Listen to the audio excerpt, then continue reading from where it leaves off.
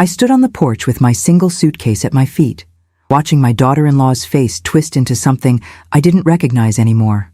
"If you don't want to end up in a nursing home, find someone who'll take you in," Sandra said, her voice carrying across the quiet suburban street where I'd lived for 32 years. My hands trembled as I gripped the handle of the worn leather case that had traveled with me since 1978. I'm 71 years old, and I never imagined I'd be pushed out of my own home by the woman my son married 5 years ago. The afternoon sun felt too bright, too cheerful for what was happening. My neighbors would see this. Mrs. Chen across the street was watering her roses, and I could feel her concerned gaze burning into my back. If you're watching from anywhere that values family, please subscribe and comment your state so I know I'm not alone in this. The door slammed behind me with a finality that made my chest ache. Sandra had moved into my house after my son David convinced me it made financial sense. "Mom, you're alone in this big place," he'd said 6 months ago, sitting at my kitchen table with papers spread between us. "We can help with expenses, and you won't be lonely." I'd believed him because I wanted to believe that my only child still saw me as his mother, not a burden. The first month had been tolerable. Sandra kept to herself mostly, rearranging my kitchen cabinets and replacing my floral curtains with gray minimalist panels that made every room feel like a waiting area. By month 3, she'd started calling the house ours, and me David's mother, instead of Helen. The shift happened so gradually, I didn't notice until my own furniture started disappearing, replaced by her modern pieces that had no history, no memories attached. Last week, I'd found my wedding china packed in boxes in the garage. The black sedan appeared at exactly 4:15, purring up to the curb with tinted windows that reflected the maple trees I'd planted when David was 7. I didn't recognize the car, but something about its sleek presence made my heart hammer. Sandra had retreated inside after her declaration, probably watching from the living room window to make sure I actually left. My fingers ached from clutching the suitcase handle. The driver's door opened, and a woman stepped out wearing a crisp navy suit and carrying a leather portfolio that screamed authority. She was younger than me, maybe 55, with silver-streaked hair pulled into a neat bun. "Mrs. Helen Cartwright?" she asked, her voice professional but not unkind. I nodded, my throat too tight for words. She extended her hand. "I'm Patricia Monroe from Monroe and Associates Legal Services. Your sister Catherine sent me to collect you." My sister Catherine lived in Portland, Oregon, nearly 3,000 miles away. We'd spoken twice in the past month, and I downplayed everything because admitting failure at 71 felt worse than enduring it. "I don't understand," I managed, though relief was already flooding through me like warm water. Patricia smiled and pulled a document from her portfolio. "Ms. Cartwright was quite insistent. She's made arrangements for you to stay at the Riverside Gardens Senior Living Community temporarily while we sort out some legal matters regarding your property." The words, "your property," caught my attention. Sandra had the front door open now, standing in the entrance with her arms crossed. Her confidence wavered when she saw Patricia's professional demeanor. I'd built this house with my late husband Richard in 1993, paid off the mortgage in 2009, and my name alone was on the deed. That fact suddenly felt very important. Patricia opened the back door of the sedan and gestured for me to sit. "We should go, Mrs. Cartwright. Everything has been prepared for your arrival, and Miss Catherine is waiting on a video call to see you settled." I glanced back at Sandra, who'd gone pale. My son's car wasn't in the driveway. He wouldn't be home from his accounting firm until 6:30, the same schedule he'd kept for 8 years.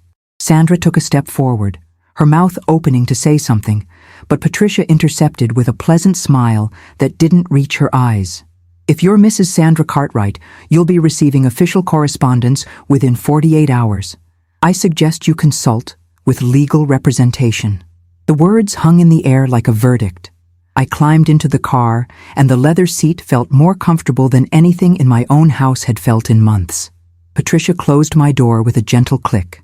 The drive took 20 minutes through familiar streets that suddenly looked different from this side of tinted windows. Patricia explained that Catherine had hired her firm 2 weeks ago after our last phone call, during which I'd apparently revealed more than I realized about my living situation. "Your sister is quite protective," Patricia said, glancing at me in the rearview mirror. She mentioned, "You've always been the one taking care of everyone else." That was true. I'd spent 43 years as a pediatric nurse, raising David alone after Richard died when our son was 12, putting him through college while working double shifts. The Riverside Gardens building appeared ahead, a well-maintained 3-story structure with actual gardens, not just a name. My chest loosened slightly. This wasn't the nightmare facility I'd imagined when Sandra threatened me with ending up in a nursing home. This looked like a place where people lived with dignity. Inside, the lobby smelled like vanilla and fresh coffee instead of disinfectant. A woman about my age sat at a piano in the corner, playing something classical I couldn't name. Patricia guided me to the reception desk, where a cheerful coordinator named Maria processed my temporary residency with efficient kindness. "Your sister arranged everything, Mrs. Cartwright," Maria said, handing me a key card. "You're in a studio apartment on the 2nd floor with a garden view. Meals are included, and there's a community room if you'd like company." She paused, reading something on her computer screen. "There's also a note here that you enjoy quilting. We have a crafts group that meets Tuesday and Thursday afternoons." I hadn't quilted in 6 months, not since Sandra had declared my sewing room was needed for her home office. The thought of reclaiming that hobby made my eyes sting. Patricia touched my elbow gently. "Let's get you settled, and then we'll make that call to your sister." The apartment was small but complete, with a kitchenette, a bathroom I didn't have to share, and a window overlooking actual flower beds where residents were gardening in the late afternoon light. Patricia set my suitcase on the luggage rack and pulled out a tablet from her portfolio. Within minutes, Catherine's face filled the screen, her eyes red-rimmed but fierce. "Helen, I'm so sorry I didn't act sooner," she said, her voice crackling slightly over the connection. I sank onto the edge of the neatly made bed, suddenly exhausted. "How did you know it was this bad?" Catherine's laugh was bitter. "You're my big sister. I've known you for 68 years. When you started making excuses for why I shouldn't visit, I knew something was wrong." She leaned closer to her camera. "Patricia is going to help you get your house back. David is on the deed, right?" I shook my head. "No, only my name. He never asked to be added." Catherine's expression shifted to something predatory. "Even better. That woman has no legal right to throw you out of your own home. Patricia, tell her the plan." The attorney sat beside me, her presence solid and reassuring. "We'll be filing for a formal eviction notice against Sandra Cartwright, citing unlawful occupancy and elder abuse. The documentation, Mrs. Helen provided to your sister, including text messages and your medical records showing stress-related symptoms, will support the case." I hadn't realized Catherine had been collecting evidence. Patricia continued, "We're also pursuing a restraining order based on the financial exploitation. Your sister mentioned several concerning transactions?" I nodded slowly, remembering how Sandra had convinced me to add her name to my checking account for household expenses, and how $5,000 had vanished last month for renovations I never approved. The security deposit I'd paid for this temporary residence had come from my remaining savings account that Sandra didn't know existed. That night, I lay in the unfamiliar bed, listening to quiet sounds of other residents settling in for the evening. Someone was watching a game show 3 doors down. A couple walked past my door, discussing their daughter's upcoming visit. These were normal sounds of people living their lives, not the tense silence that had filled my house for months. My phone buzzed with 7 texts from Sandra, each one escalating from confusion to anger to something that almost looked like panic. "Where are you? David is furious. You can't just leave. This is abandonment. We have rights as your tenants." That last message made me smile grimly. She'd just admitted in writing that she considered herself a tenant in my house, which would help Patricia's case. I turned off my phone and pulled the clean, lavender-scented sheets up to my chin. Tomorrow, Patricia had scheduled a meeting at her office to review all the financial documents I could remember. Morning came with surprising gentleness. A soft knock announced breakfast delivery, something Maria had arranged until I felt comfortable navigating the dining room. The tray held scrambled eggs, wheat toast, fresh fruit, and coffee in a real ceramic mug. I ate slowly, tasting food for the first time in what felt like months. At 9 o'clock, Patricia arrived to drive me to her office downtown. The building was modest, but professional, with diplomas covering the walls that confirmed her specialization in elder law. I've handled 32 cases like yours in the past 5 years, she said, spreading documents across the conference table. The pattern is always similar. Adult child marries someone who sees a parent's assets as an inheritance they can access early. She pulled out a folder with my house's property records. Your home is worth approximately $485,000 in the current market. That's significant motivation. I hadn't thought of my home as a dollar amount before. Catherine joined us by video call, her face appearing on the large monitor at the end of the table. I've transferred $15,000 to your new account, she said without preamble. That's for attorney fees and living expenses. Don't argue, Helen. You helped me through my divorce, paid for my daughter's college textbooks when I was struggling, and you sent me $200 every month for a year when I lost my job. This is family. My throat closed. I'd forgotten about those things. Or maybe I'd never kept track because that's not what you do for people you love. Patricia slid a document toward me. This is a cease and desist letter we'll be serving to Sandra Cartwright today. It prohibits her from accessing your financial accounts, removing any more property from the house, or contacting you directly. All communication must go through this office. She tapped another paper. This is the eviction notice, giving her 30 days to vacate. And this is the restraining order application based on financial exploitation and emotional abuse. The words elder abuse appeared multiple times in the documents. I'd never thought of myself as an elder, even at 71. In my mind, I was still the woman who'd worked night shifts at the hospital, who'd learned to use a computer at 55, who'd traveled to Italy alone at 62 after Richard died. But the law saw it differently, and maybe that clinical distance was what I needed. Patricia's assistant, a young man named Marcus, came in with a notary stamp. "We need your signature on 8 places, Mrs. Cartwright," he said, marking each spot with a small colored tab. I signed my name carefully, my handwriting still steady despite the tremor in my hands. Each signature felt like taking back a piece of myself. The notary's stamp came down with a satisfying thump on each page. Patricia gathered everything into a folder marked with my case number. "The process server will deliver these to Sandra this afternoon. I expect she'll contact David immediately." My son called at 2:30 while I was sitting in the Riverside Gardens community room pretending to read a magazine. I'd been watching a woman about my age work on a jigsaw puzzle, her gnarled fingers placing pieces with patient determination. David's name on my phone screen made my stomach clench. I answered on the 4th ring. "Mom, what the hell is going on?" His voice was tight with an emotion I couldn't quite name. Anger, yes, but something else underneath.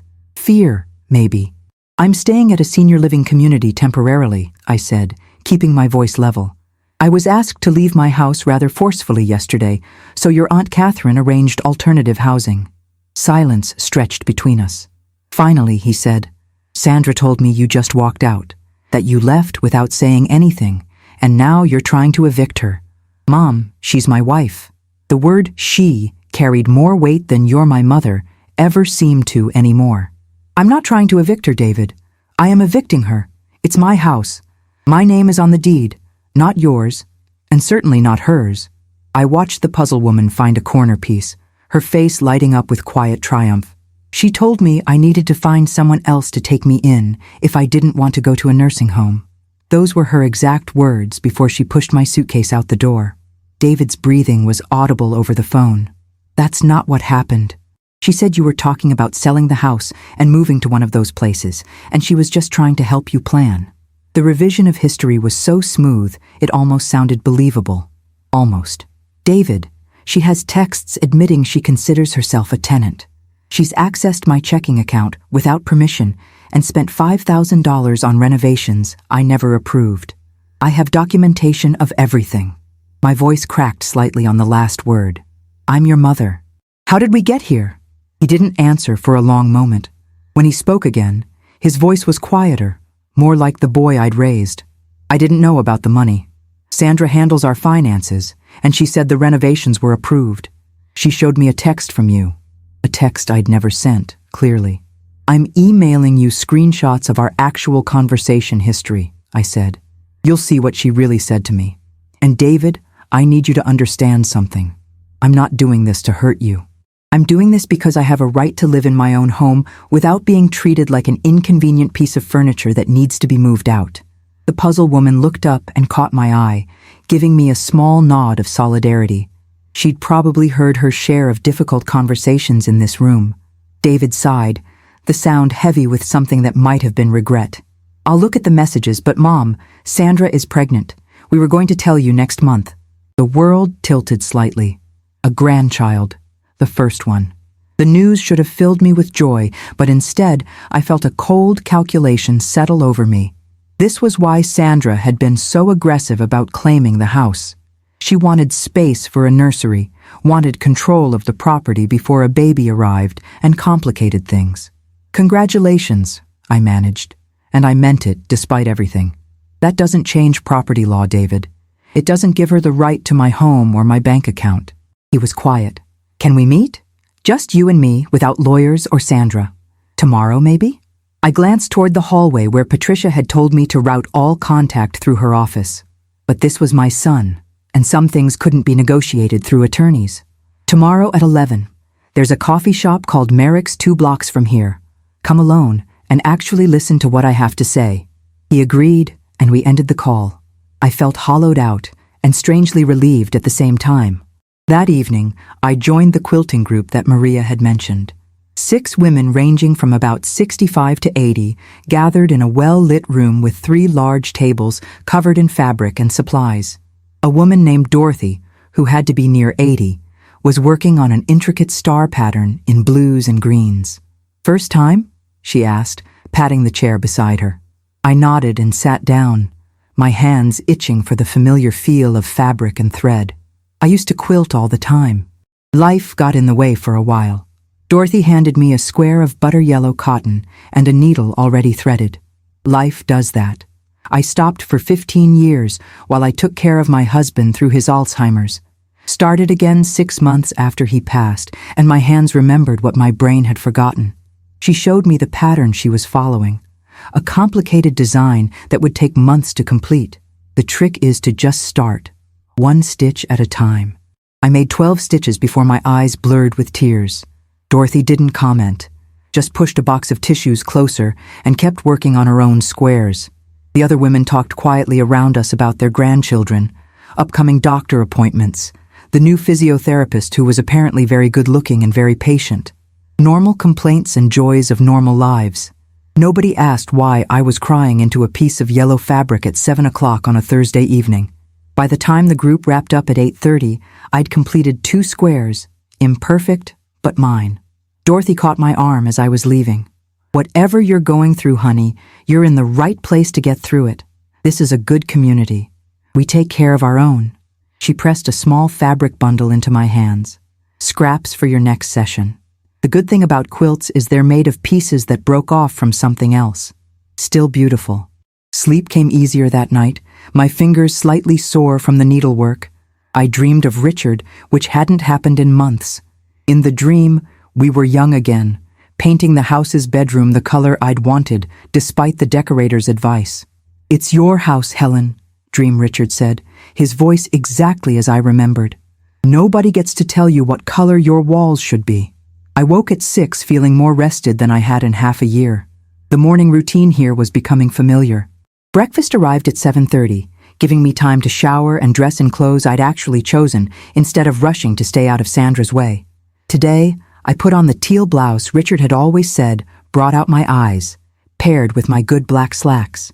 If I was meeting my son to draw a line in the sand, I'd do it looking like the woman I used to be, not the diminished version Sandra had been molding me into. Patricia called at 9 to review our strategy for the meeting. Don't make any promises or agreements, she cautioned. If he asks you to drop the eviction, tell him that's between your attorney and his wife's future attorney. If he gets emotional, stay firm. You're not being cruel. You're protecting yourself and enforcing your legal rights. She paused. How are you feeling about the pregnancy news? I'd been thinking about that all night. I'm happy for him. I want to be in my grandchild's life, but I won't be manipulated with it. Sandra pushed me out once. If I let her back in without consequences, what's to stop her from doing it again when the baby needs more space? Patricia's approval was audible. Exactly. You can be a grandmother and still maintain boundaries. Those things aren't mutually exclusive. We reviewed the documents one more time before I left for the coffee shop, my purse containing copies of everything in case David wanted to see proof. Merrick's was a local place I'd been coming to for 15 years, long enough that Janice behind the counter knew my order. "Helen, haven't seen you in weeks. The usual?" she called as I entered. The normalcy of it made my chest tight. "Please, Janice. And whatever my son orders when he gets here, we'll be at the corner table." She gave me a knowing look. "Take your time, honey. Nobody's rushing you." I sat where I could see the door, my hands wrapped around the ceramic mug of Earl Grey that arrived within minutes. David appeared at exactly 11, looking more tired than a 37-year-old should. He'd inherited Richard's height, but my coloring, and right now, he looked painfully young despite the gray starting at his temples. He ordered black coffee and sat across from me, his hands flat on the table between us like he was bracing for impact. Neither of us spoke for a full minute. "I read the messages you sent," David finally said. "The real ones from your phone. Sandra's version was different. A lot different." He looked down at his coffee. "I don't know what to say, Mom. I thought I knew my wife." The admission cost him something. I could see it in the way his shoulders slumped. "You married her 5 years ago after dating for 6 months, I said gently. "People can hide a lot in that time, and people can change once they feel secure." I pulled out the bank statements Patricia had printed, sliding them across the table. "She spent $5,000 of my money without asking. She convinced me to add her to my account by saying it would make household shopping easier, and then she renovated 2 rooms I never agreed to change. She threw me out of my own house, David. Your house growing up. Your father's house." I watched him flinch at that. What would he say about this? David's hands shook slightly as he flipped through the bank statements. He'd be furious with me for letting it happen. His voice was barely above a whisper. "Mom, I'm so sorry. I thought I was helping by suggesting we move in. You seemed lonely, and Sandra kept saying how much sense it made financially. She showed me spreadsheets about utilities and maintenance costs, and it all seemed so logical." He looked up at me with eyes that were suddenly wet. I didn't see what was really happening, or maybe I didn't want to see it. This was the conversation I'd needed yesterday, before the lawyers and the eviction notices. But maybe it had to happen this way, with the legal framework already in motion, to make the emotional conversation possible. "What do you want me to do?" he asked. "I can't leave her, especially not now with the baby. But I can't let her treat you like this either. I want my house back," I said simply. "I want Sandra to move out, and I want 30 days without contact while I decide what happens next. You're welcome to visit me here any time. You're my son, and I love you. But your wife crossed lines that can't be uncrossed with an apology." David rubbed his face with both hands. "She's going to fight this. She's already talking to someone about tenants' rights and squatters' protection." I'd expected as much. Patricia had warned me Sandra would claim she'd been living there long enough to establish residency. "She's not a tenant because I never signed a lease with her, and she's never paid rent. She's a guest who overstayed her welcome. The law is pretty clear about that." I pulled out another document, this one showing the house's ownership history. "This property is in my name alone, paid off, worth about $485,000. I have no legal obligation to house her or you." David stared at the property deed like he'd never seen it before. "I never thought about it like that. I guess I just assumed when you died, the house would come to me, and Sandra was just thinking ahead." There it was, the casual assumption that my death was a financial planning opportunity. I tried not to let that hurt show on my face. "I'm 71, David, not 91.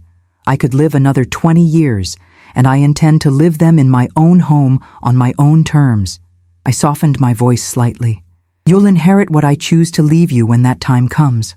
But right now, I'm alive, and I deserve to live with dignity. Your child deserves a grandmother who is respected, not tolerated." That landed. David nodded slowly. "What if Sandra agrees to move out? Can we work something out where you're not completely cut off from us?" It was a reasonable question. "If she vacates peacefully and stops contesting the eviction, I'll drop the restraining order application. But the financial exploitation charge stands until she repays what she took." We talked for another 40 minutes. the conversation shifting between legal realities and family hopes. David admitted Sandra had been talking about selling my house for months, planning to use the equity to buy something bigger in a better school district. She had it all mapped out, he said, sounding shell-shocked. Timeline, real estate agents, everything. She was just waiting for the right moment to convince you it was your idea. The manipulation was so calculated, it almost impressed me. Almost. When's the baby due? I asked, steering towards something that might still be salvageable.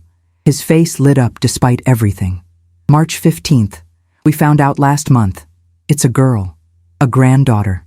My chest ached with the joy and sorrow of it. That's wonderful, David. I mean that. I want to be part of her life, but I can't do that from a position of being treated like I'm already dead. He reached across the table and took my hand. I'll talk to Sandra. I can't promise she'll listen, but I'll try.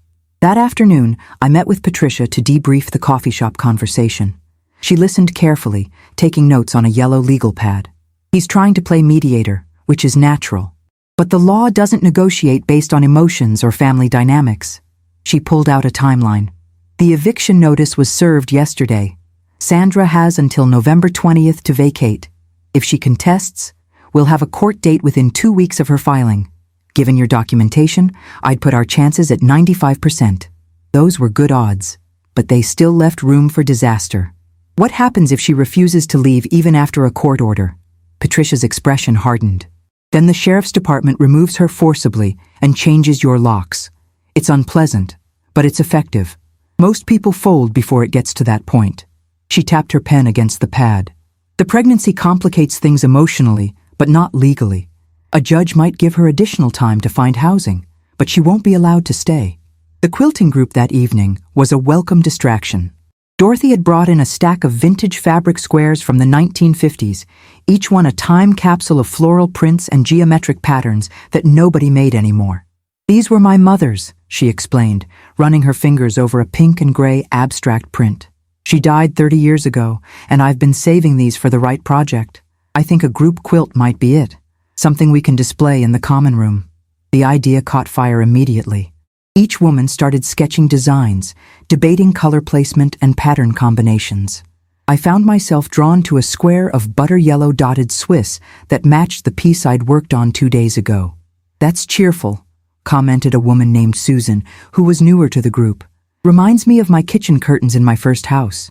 We spent the next 2 hours cutting and planning, the rhythm of scissors and conversation creating a sense of purpose I'd been missing. Saturday morning brought news via Patricia's email. Sandra had hired an attorney, a man named Gerald Fisk, who specialized in property disputes. He's competent, but not exceptional, Patricia wrote. He's already filed a response claiming Sandra has established tenancy through continuous residence and financial contribution to household maintenance. We'll need to disprove the financial contribution claim, which should be straightforward given your bank records. She'd attached the official response. 3 pages of legal jargon that boiled down to Sandra arguing she'd been living there long enough to have rights. The court date was set for November 8th, 12 days away. I forwarded everything to Catherine, who called immediately. That woman has some nerve, she said, her voice vibrating with anger. You opened your home to her, and now she's trying to steal it. Helen, promise me you won't back down. I promised, though part of me was exhausted by the whole situation already.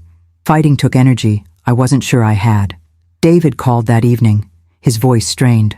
Sandra's saying you have early dementia, and that's why you're confused about the housing arrangement. She's telling people you signed documents you don't remember signing. The accusation was so outrageous I laughed, a sharp bark of sound that startled me. I have no cognitive impairment, and I can prove it. I passed a full neurological exam 4 months ago for my insurance review. Perfect scores on memory, reasoning, and executive function. I could hear Sandra's voice in the background, high and insistent. David, she's going to lose this fight, and she's going to drag you down with her if you let her. My attorney is very good, and I have documentation of everything. You need to decide where you stand. The silence that followed was heavy with implications. Finally, David said, I stand with my family, all of my family, but right now, you and Sandra can't both be in that category. The line went dead. He'd hung up on me. I sat in my small apartment, staring at the phone, feeling like I'd lost my son all over again. Sunday morning, I attended the non-denominational service held in Riverside Gardens Chapel, a sunny room with stained glass windows that cast colored light across simple wooden pews. The chaplain, a woman about my age named Reverend Sarah, spoke about the parable of the prodigal son from the father's perspective. We often forget that the father in that story had to let his son go, had to watch him make terrible choices, had to wait without knowing if he'd ever return, she said, her voice gentle but firm. Loving someone doesn't mean protecting them from consequences. Sometimes it means holding boundaries and trusting that the person you love will find their way back. The words settled into my chest like a key finding its lock. After the service, Reverend Sarah found me in the hallway. "You're new here," she said. "How are you settling in?" I found myself telling her everything, the words spilling out in the quiet corridor while other residents filtered past. Reverend Sarah listened without interrupting, her face showing empathy without pity. "You're doing the right thing," she said when I finished. "I've seen too many elders give up their homes, their savings, their autonomy because they're afraid of being seen as difficult or ungrateful. Your boundaries are healthy." She squeezed my hand. "And for what it's worth, you'll see your grandchild. Children have a way of cutting through adult nonsense as they get older. Your granddaughter will know who you are." The certainty in her voice was comforting, even if I couldn't quite believe it yet. That afternoon, I video-called Catherine and told her about the dementia accusation. Her reaction was volcanic. "That's defamation. Patricia needs to add that to the case. Helen, she's not just trying to take your house now, she's trying to destroy your credibility so nobody will believe you later. This is calculated." We talked for an hour about worst-case scenarios and best-case outcomes, and by the end, I felt steadier. Monday brought the preliminary court hearing, a brief procedural meeting where both sides presented their basic positions. Patricia wore a charcoal suit that screamed competence, while Gerald Fisk showed up in a slightly rumpled navy ensemble that suggested he'd dressed in a hurry. Judge Morrison, a no-nonsense woman in her 60s, listened to both opening statements with an expression of professional skepticism. "Mrs. Cartwright, you're claiming Mrs.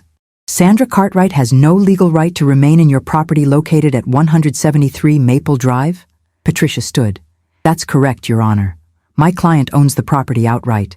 Sandra Cartwright has never paid rent, has never signed a lease, and was invited to stay temporarily as a guest. That invitation has been revoked." Fisk countered. "Your Honor, Mrs. Sandra Cartwright has been living at that address for 6 months, has contributed financially to household improvements, and has established it as her legal residence. She's pregnant and deserves protection under tenant laws." Judge Morrison flipped through the submitted documents with practiced efficiency.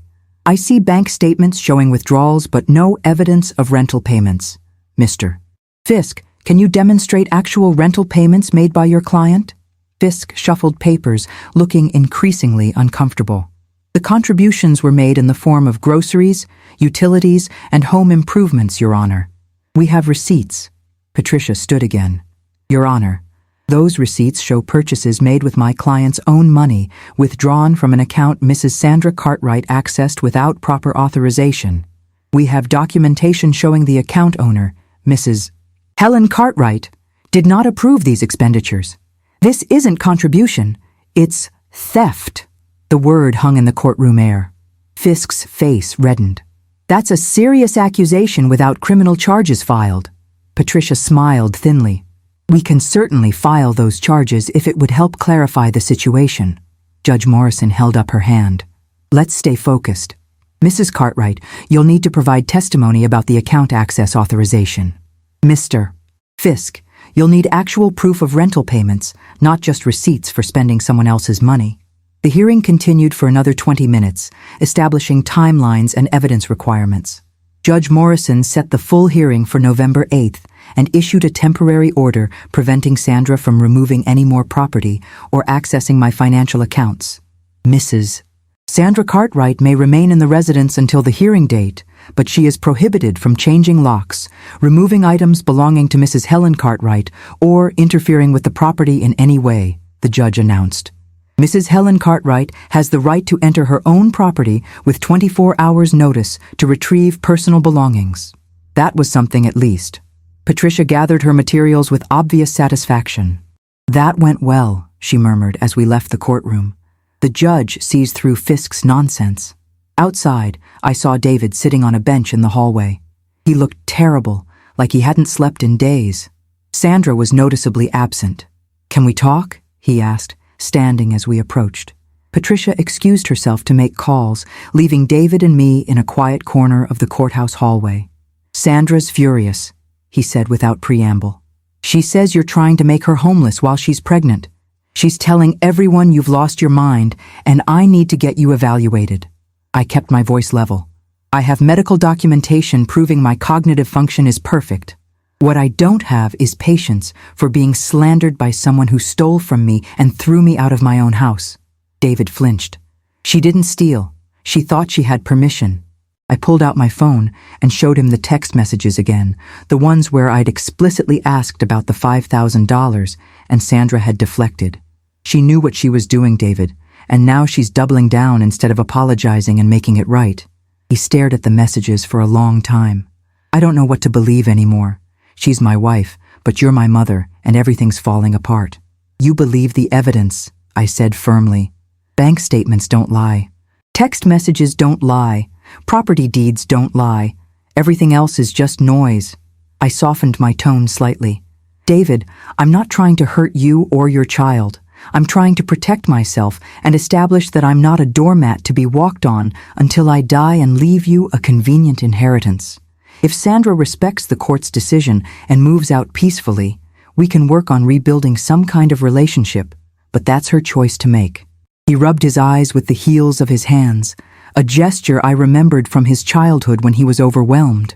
"What if she won't go even after the judge rules?" The question was barely audible. "Then the sheriff will remove her, and it will be ugly and traumatic and awful. But that's still her choice, David. I'm not making her fight this. She's choosing to fight instead of accepting reality." We sat in silence for another minute before he stood. "I need to think about everything."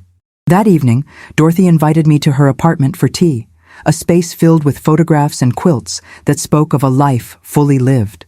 60 years of marriage, she said, pointing to a wedding photo where she and her husband looked impossibly young. 42 good years, 15 hard ones while he forgot who I was, and 3 years now of learning who I am without him. She poured Earl Grey into delicate china cups that probably cost more than my monthly medication budget. "You're worrying about your son," she observed. "I can see it in how you hold your shoulders." I admitted everything, the whole messy situation spilling out between sips of tea. Dorothy listened the way people who've lived through their own wars listen, with patience and without judgment. "My daughter didn't speak to me for 2 years once," she said finally. "I'd refused to let her abusive husband move into my garage apartment. She chose him over me until he left her for someone else. Then she came back, sheepish and apologetic. Did you forgive her?" I asked, needing to know how this kind of story could end. Dorothy smiled, sad and wise. "I never stopped loving her, so there wasn't really anything to forgive. She'd made choices I disagreed with, but they were her choices to make. When she was ready, I was here." She refilled my cup. "Your son will come around, or he won't. You can't control that. You can only control whether you maintain your dignity and your boundaries. The rest is up to him." We talked until nearly 10 o'clock, long past the time I usually went to bed. She showed me photos of her grandchildren, great-grandchildren, the family she'd built despite the hard years. When I left, she pressed a small fabric packet into my hands. Inside were squares of butter-yellow cotton, the same color I'd been drawn to in the quilting group. "For your grandmother quilt," she said. "Start it now, even if you don't know when you'll give it to her. Faith is just planning for things you hope will happen." The week leading up to the final hearing passed in a strange, suspended reality. I retrieved some belongings from my house with Patricia present, and a sheriff's deputy waiting in his patrol car as a precaution. Sandra stayed in the master bedroom the entire time, refusing to come out or speak to me. I packed 2 boxes of photo albums, my mother's jewelry, and the quilts I'd made over the years. Walking through rooms that Sandra had already redecorated felt like touring a museum exhibit of my former life. The kitchen where I'd taught David to make pancakes now had sleek gray cabinets. The living room where Richard and I had watched the news every evening now held furniture I didn't recognize. Only my bedroom looked the same, probably because Sandra hadn't gotten around to changing it yet.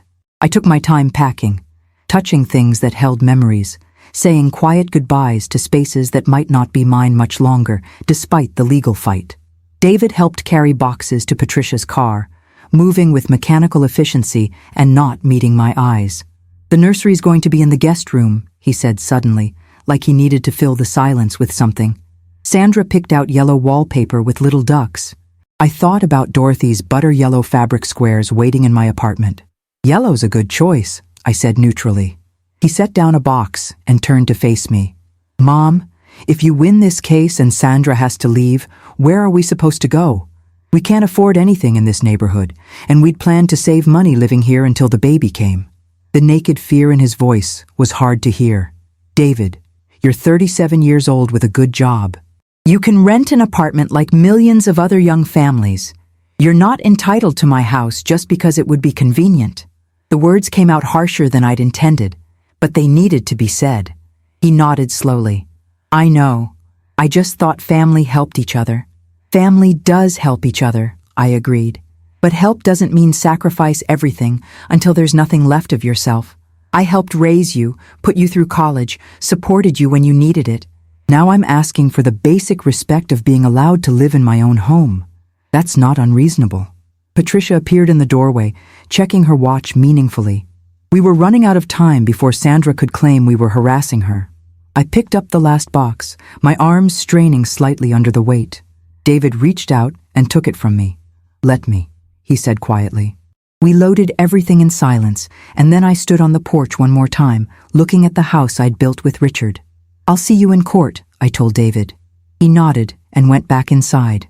The door closed softly, not slammed, which somehow felt worse. The drive back to Riverside Gardens was quiet, Patricia respecting my need to process everything without commentary. November 8th arrived cold and gray, appropriate weather for a day that would determine where I'd live for whatever years remained. Patricia met me at the courthouse at 8:30, both of us dressed in our most professional outfits. She'd prepared a 3-ring binder with tabbed sections containing every piece of evidence: bank statements, text messages, property records, medical evaluations proving my mental competency, and sworn statements from neighbors who'd witnessed Sandra's treatment of me. "We're as ready as we can be," she assured me. Judge Morrison already seemed skeptical of their tenant claim based on the preliminary hearing. "Stay calm, answer questions directly, and remember you're the property owner. You have the law on your side." The courtroom filled slowly with other cases waiting their turn. Sandra arrived with Gerald Fisk at 8:50, her pregnancy now visible under a black dress that seemed calculated to generate sympathy. She didn't look at me. David sat in the back row, alone, his face carefully neutral. Judge Morrison called our case at 9:15. I sat at the plaintiff's table next to Patricia while Sandra and Fisk took their position across the aisle. The formality of it all felt surreal, like watching a television drama instead of fighting for my home. "This is a straightforward eviction case," Judge Morrison began, reviewing her notes. "Mrs. Helen Cartwright is seeking to remove Mrs. Sandra Cartwright from property located at 173 Maple Drive, which Mrs. Helen Cartwright owns outright. The defense is claiming tenancy rights. Mr. Fisk, present your evidence of established tenancy." Fisk stood and began his argument, citing the length of residency and claiming Sandra had a reasonable expectation of continued housing. "My client is pregnant, Your Honor, and was led to believe this was a permanent family arrangement." Judge Morrison's expression didn't change. "What written agreement supports that belief?" Fisk hesitated. "There was a verbal agreement between family members." Patricia stood smoothly. "There was no such agreement, Your Honor. We have documentation of the actual arrangement." Patricia walked the judge through the timeline, methodically. "Mrs.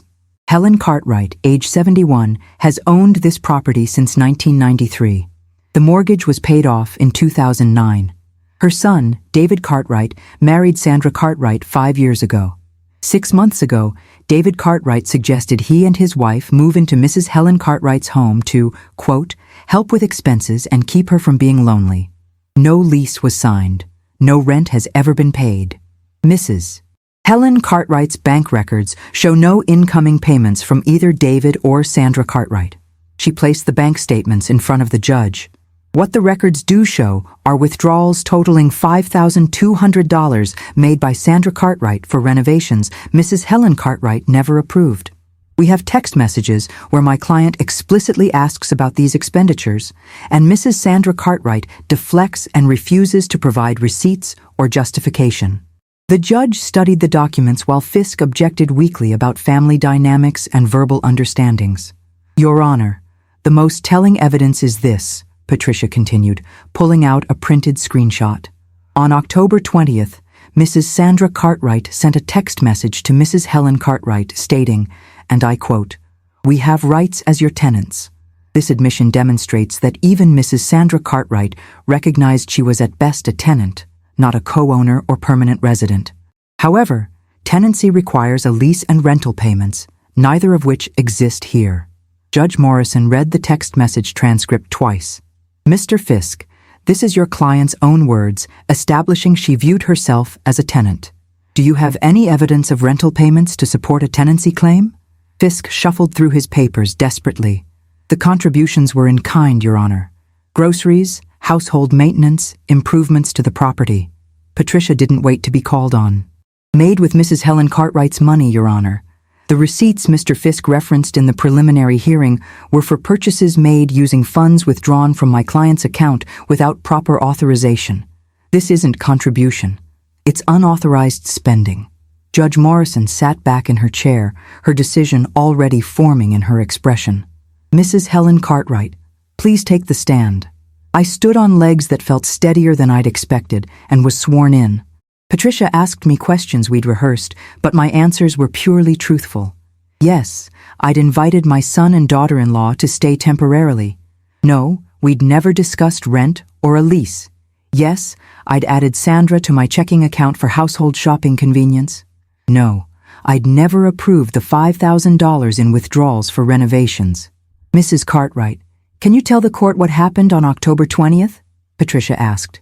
I took a breath and recounted that day clearly, from Sandra's ultimatum about finding someone to take me in to her physically pushing my suitcase outside.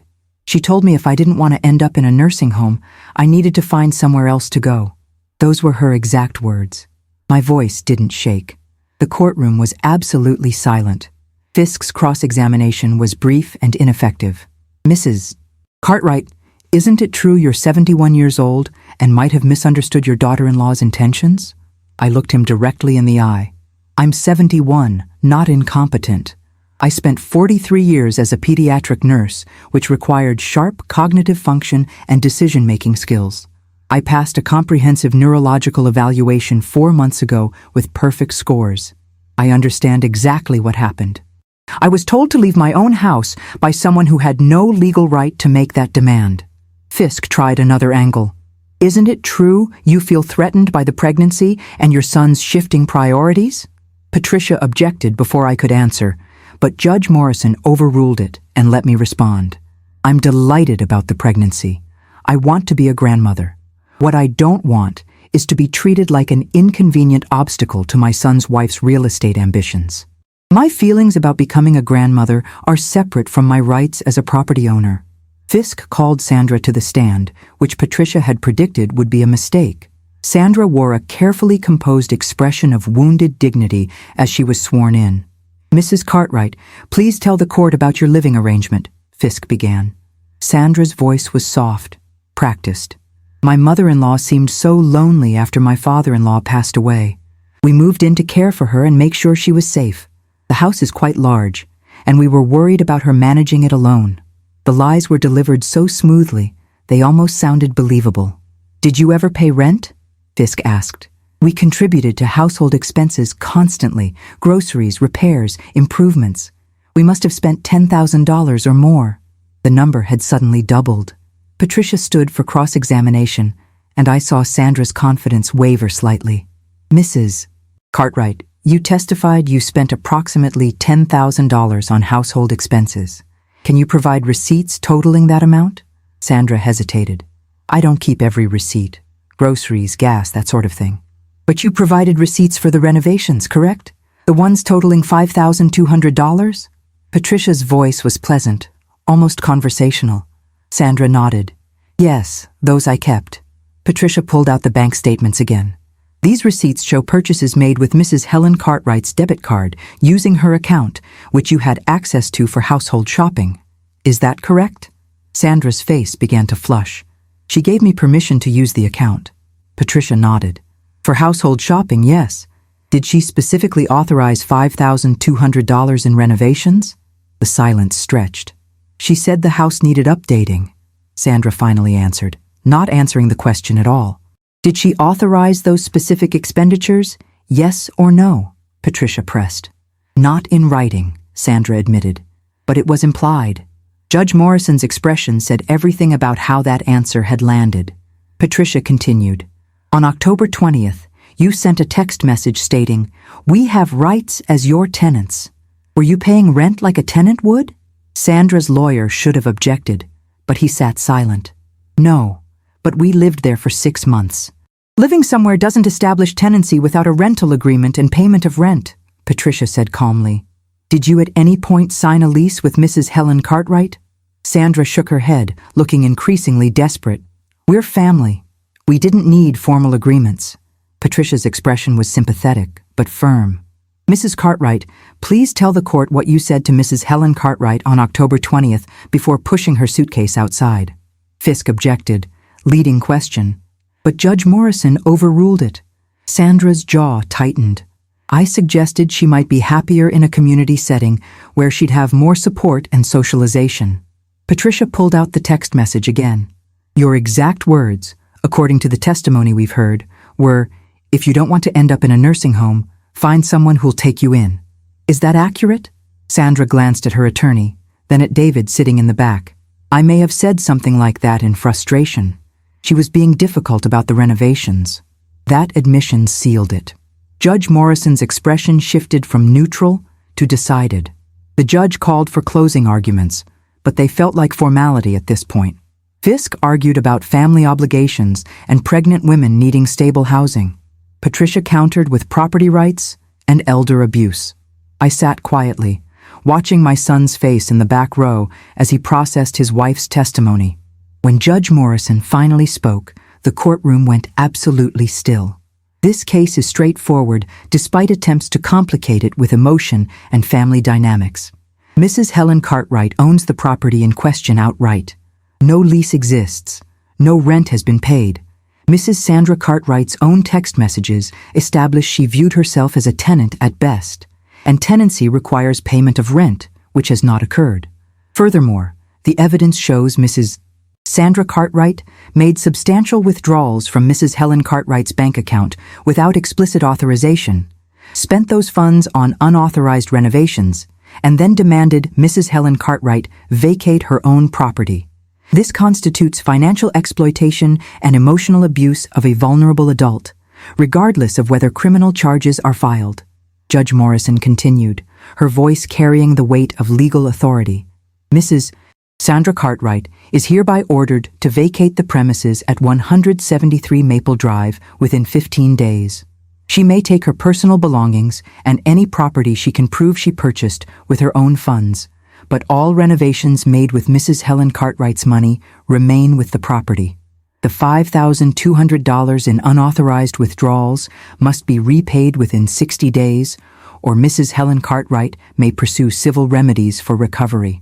A permanent restraining order is granted, prohibiting Mrs. Sandra Cartwright from contacting Mrs. Helen Cartwright directly or entering the property after November 23rd without written permission. Mr. David Cartwright is not named in this order and may have contact with his mother and access to the property at her discretion. She banged her gavel once. This court finds in favor of the plaintiff. Court adjourned. The finality of it rang through the room. I sat frozen for a moment, unable to process that it was actually over. Patricia squeezed my shoulder. You won. You get your house back. Around us, people were gathering their things, moving on to the next case on the docket. Sandra was crying, her shoulders shaking while Fisk patted her arm awkwardly and talked about possible appeals that we both knew would go nowhere. David had disappeared from the back row at some point during the judge's ruling. I felt relief, exhaustion, and a hollow sadness that this was what my family had become. "Can we go?" I asked Patricia, suddenly desperate to leave this room with its fluorescent lights and formal furniture. "Absolutely.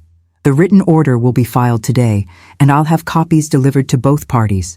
The sheriff's department has already been notified about the eviction timeline." We gathered our materials and walked out through the courthouse corridor.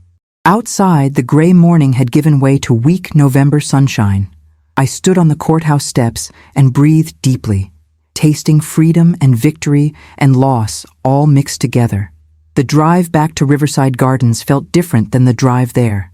I'd left this morning as a woman fighting for her home. I returned as a woman who'd won, but lost something else in the process. Patricia dropped me at the entrance with promises to handle all the paperwork and follow-up. "Take a few days to process this," she advised. "Then we'll talk about your timeline for moving back home. The property will need to be inspected to document its condition, and we'll want photographs of everything before Sandra leaves in case there are disputes about damage or missing items." Inside, Dorothy was waiting in the lobby like she'd known I'd need someone. "Well?" she asked simply. "I won," I told her, and started crying. She put her arms around me and let me sob into her cardigan that smelled like lavender and safety. We stood like that for several minutes while other residents passed by with knowing, sympathetic looks. Finally, I pulled back and wiped my eyes. "Why don't I feel better?" Dorothy smiled sadly. "Because winning a legal battle isn't the same as winning your family back. Come on. Quilting group is in an hour. We'll work with our hands and let our hearts catch up." That evening, David called. I almost didn't answer, but something made me pick up on the fourth ring. "Mom," he said, and his voice was wrecked. "I'm so sorry. I watched her lie on the stand. I heard what she said to you, how she said it. I've been making excuses for months, but I can't anymore." I sat down on my bed, suddenly boneless.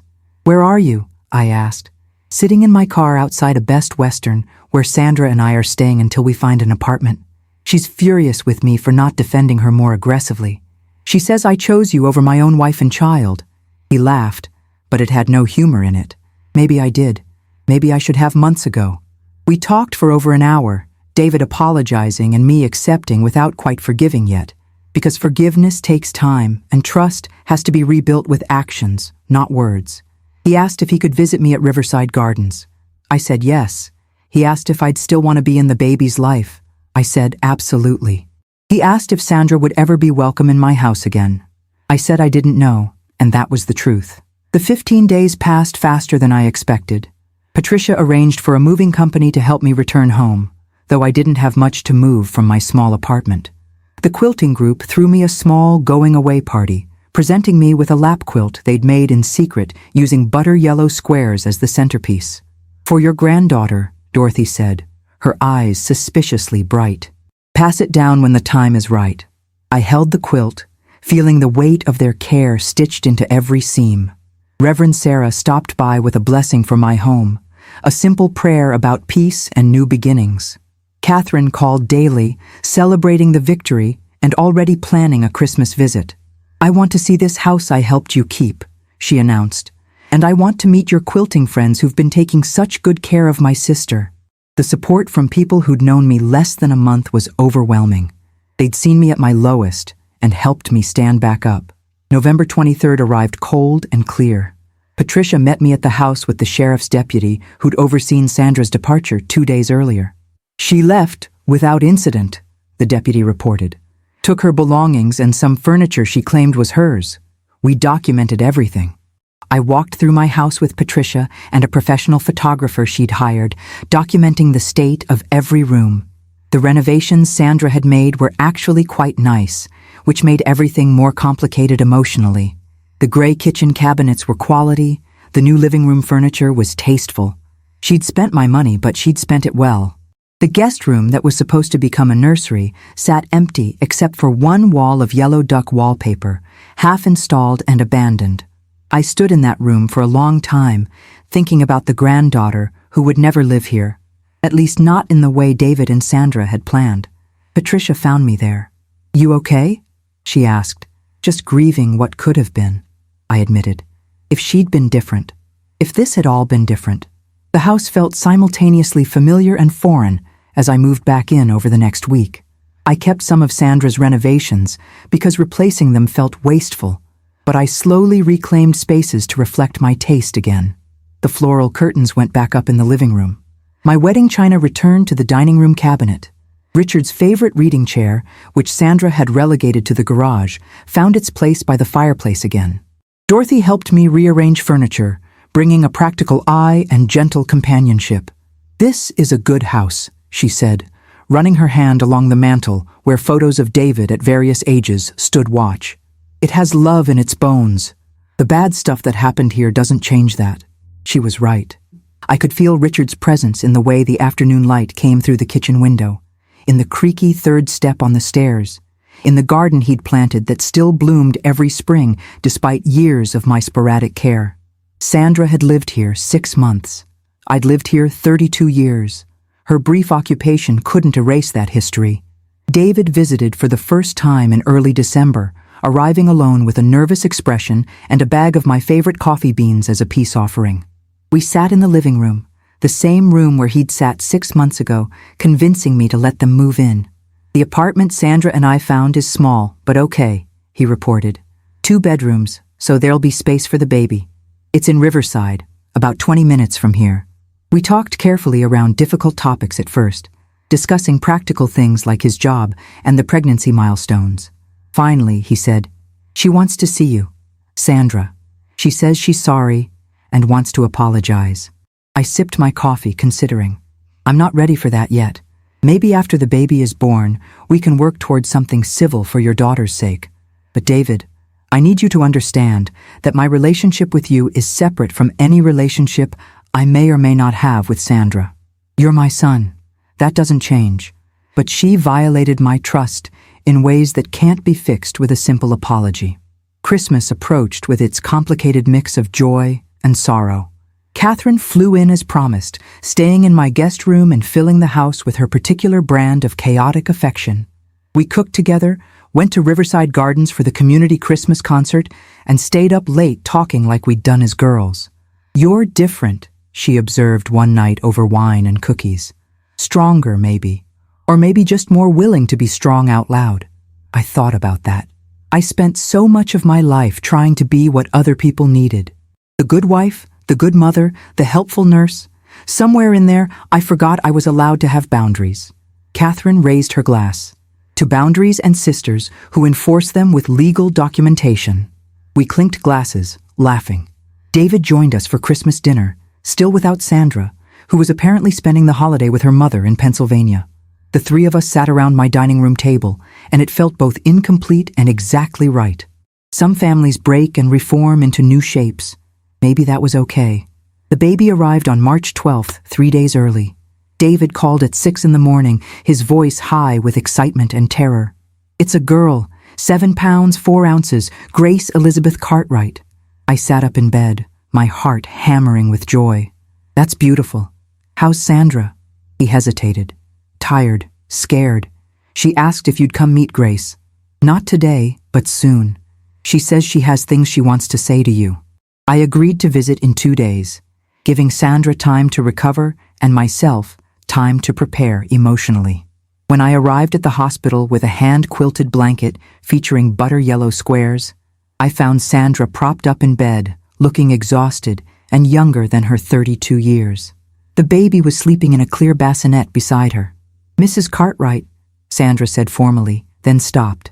"Helen, thank you for coming." I moved closer to the bassinet, looking down at my granddaughter's tiny face, and felt my heart crack open with a love I'd forgotten was possible. "She's perfect," I whispered. Sandra started crying, quiet tears that dripped onto her hospital gown. "I'm sorry. I'm so sorry for everything I did. I convinced myself you were being difficult and unreasonable, when really I was just greedy and impatient. I wanted what you had, and I didn't want to wait for it or earn it." The apology was more honest than I'd expected. I sat in the visitor's chair, keeping my eyes on Grace. "I accept your apology, but that doesn't mean everything is fixed. You hurt me badly, Sandra. You made me feel unwelcome in my own home, stole from me, and tried to manipulate the legal system to take what wasn't yours." She nodded miserably. "I know. I've been in therapy since the court date, trying to understand why I did it.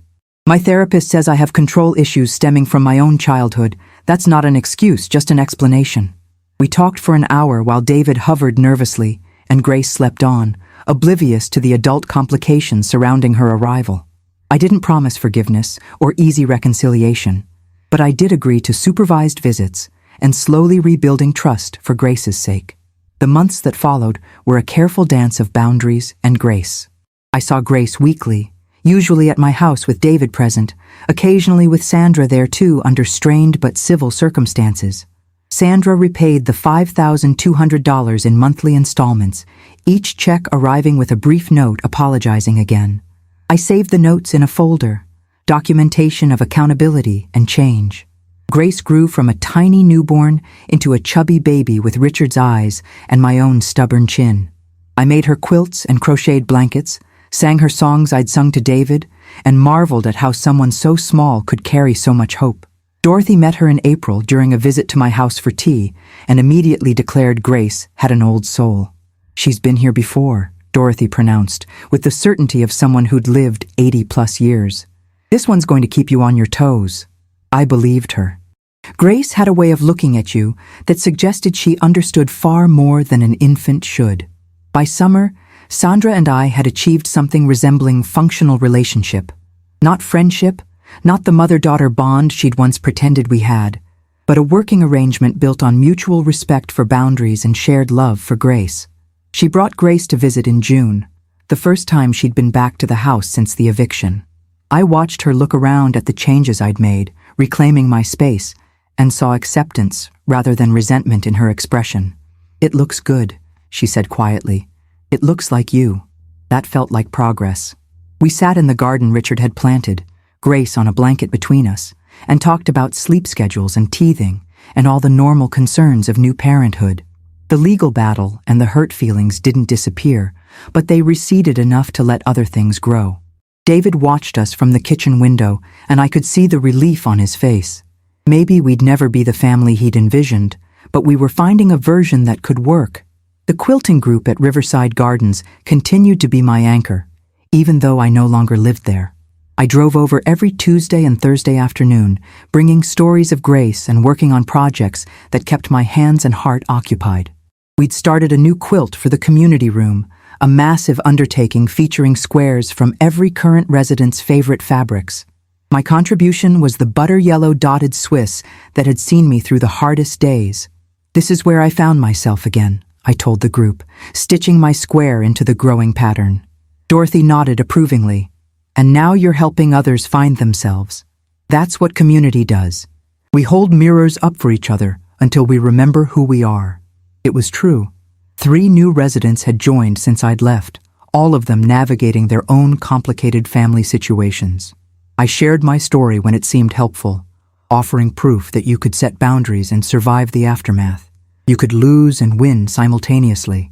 You could be 71 and still become someone new.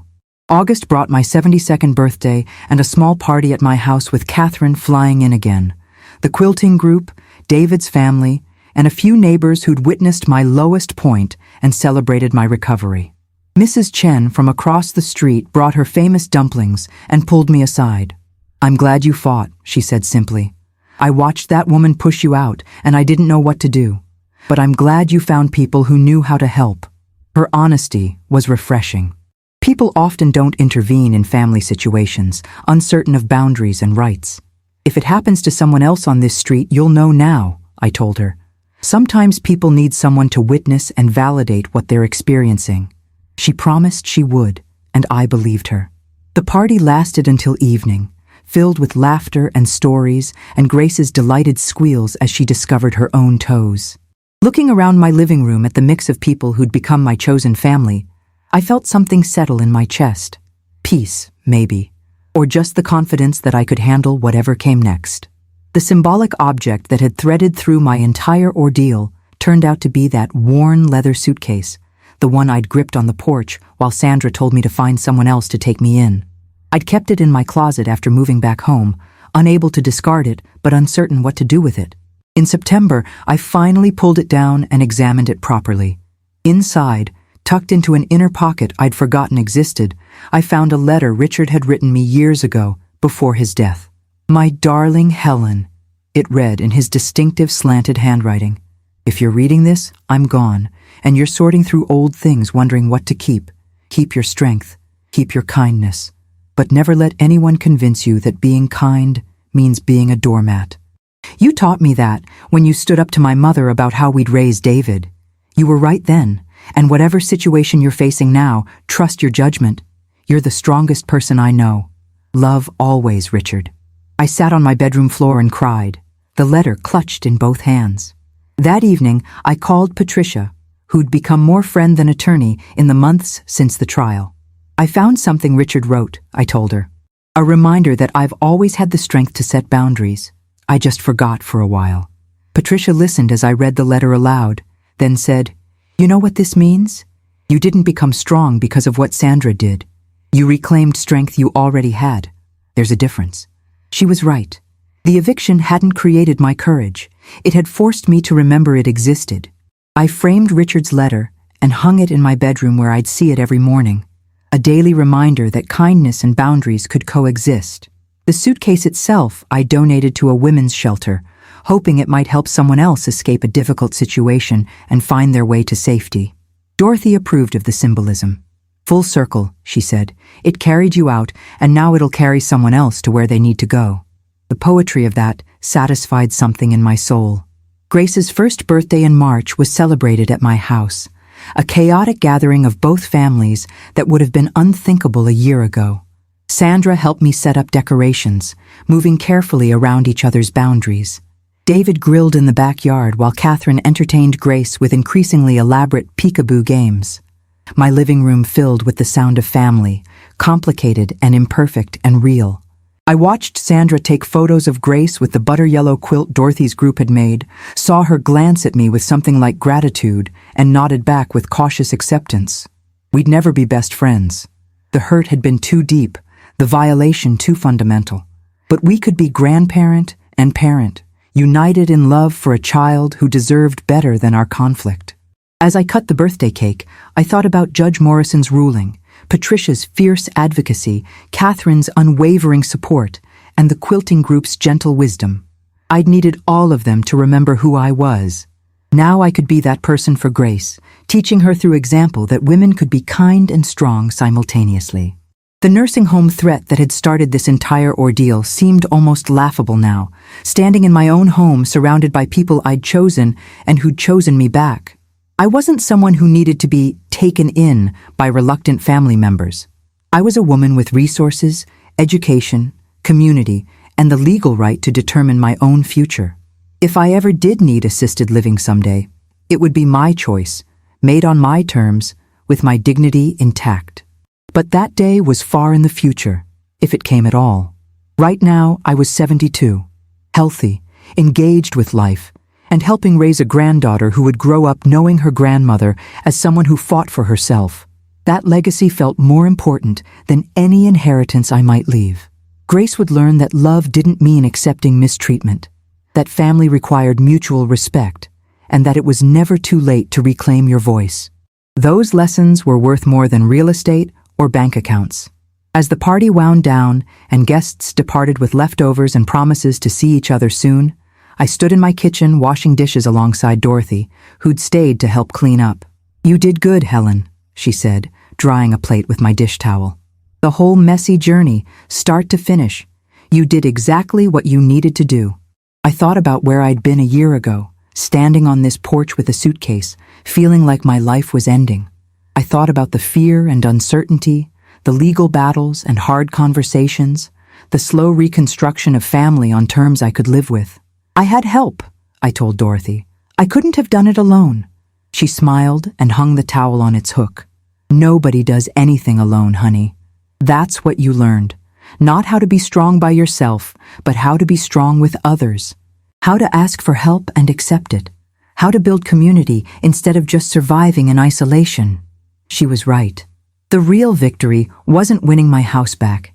It was discovering I had people who would fight beside me when I needed them. That night, after everyone had left and the house was quiet again, I walked through each room, touching furniture and walls, reconnecting with spaces that were fully mine once more. In the guest room, I'd finally finished removing the duck wallpaper, replacing it with a neutral sage green that felt peaceful. This would be Grace's room when she visited, filled with toys and books and the butter yellow quilt. In my sewing room, reclaimed from Sandra's home office, my quilting supplies were organized and waiting. I had projects planned, including a full-size quilt for Grace's eventual big girl bed. In the living room, Richard's chair sat by the fireplace, and I settled into it with a cup of tea, feeling his presence in the worn upholstery. "We did it," I whispered to him, to the house, to the version of myself I'd found again. "We're okay." The house seemed to settle around me with a satisfied sigh, as if it too had been waiting to feel at peace. Tomorrow I'd wake up in my own bed, in my own home, with my own life stretching ahead on my own terms. That was enough. That was everything.